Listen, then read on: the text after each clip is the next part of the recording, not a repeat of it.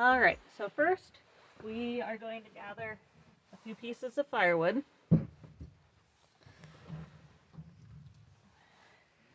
I like to do about 3 or 4 depending on the size. So that's a small one, so that's 3 and 4. And then we need some kindling and some wax cardboard or candles. These wax cardboard boxes make great fire starters.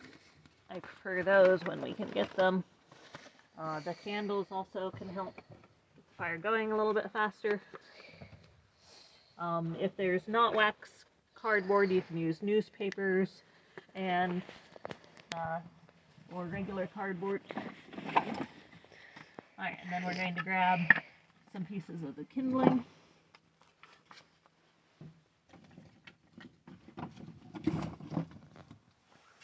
Okay, so I've got a nice little pile of kindling there. My firewood.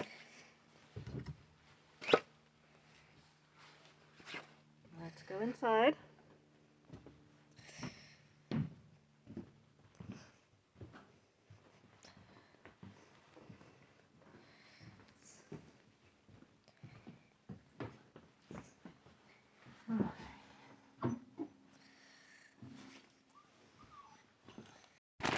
One quick note, you may notice that there is a cute puppy assisting in lighting this fire.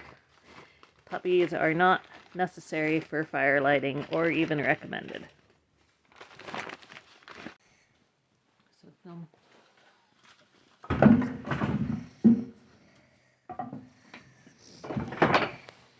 Alright, so I'll start out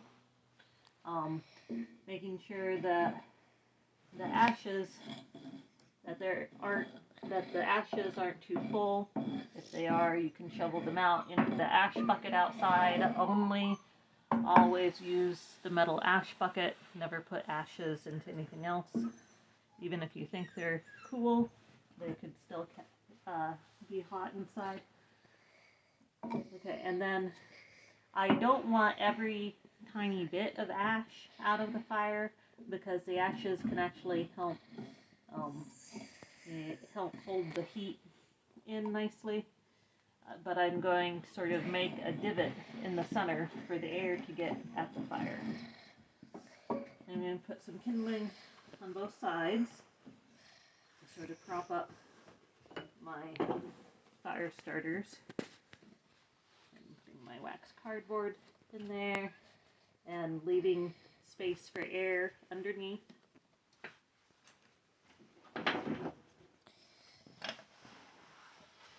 Put the kindling on top of that. There we go. And then the candle stub on top of that kindling. And then I'm putting in the firewood.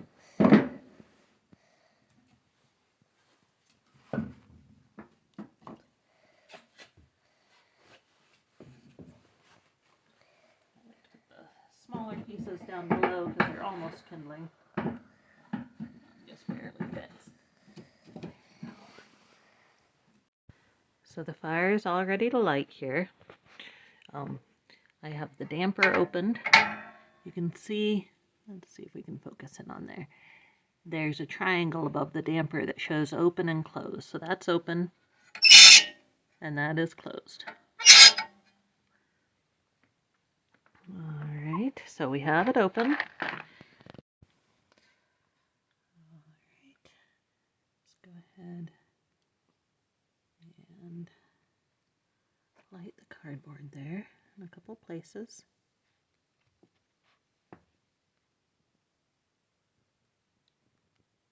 Cute puppy.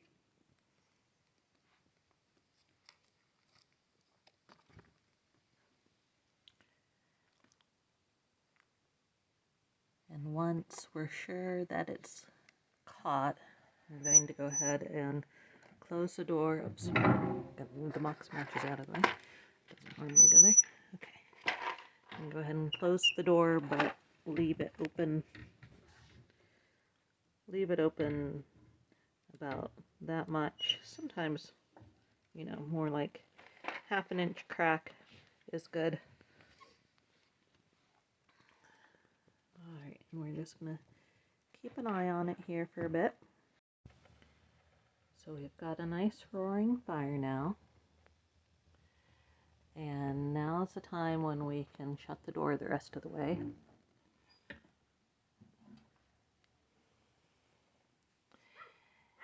And if you want to step away from the stove now, you can. Up until this point, as long as that door is cracked open, you need to be paying attention to the fire in the same room as it. And now that the door is shut, it's safe to walk away, go outside. I wouldn't leave with the damper all the way open. You can't leave the fire completely unattended with the damper all the way open in case it should overheat. But this stove never has threatened to get anywhere near overheating. So I'm not too concerned about that, but if you're leaving or going to bed, the damper needs to be at least halfway closed. So now we have our nice roaring fire.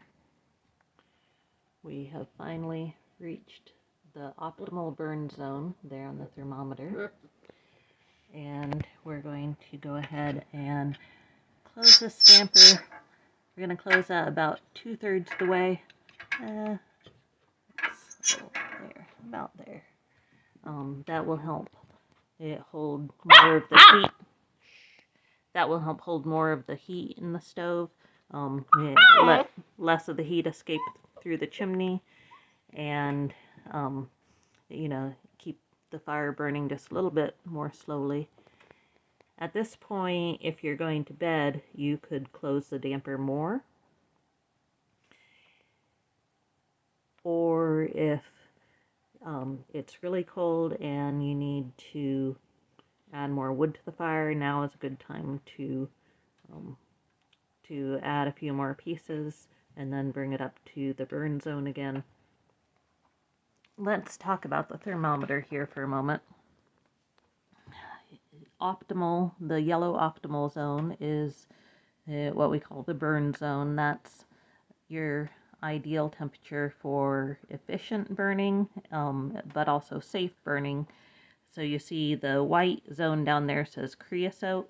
So creosote is unburned products of combustion that will build up in the chimney and could cause a chimney fire if the stove goes into that red zone that says overfire. So you want to keep it in the yellow zone most of the time you're burning it. It doesn't matter if it dips down a little bit there. And if you get up in the red zone there, which I've never seen the stove do, by the way, but there would be a chance of, you know, having a chimney fire, or the stove actually cracking and spilling coals out of it. Now that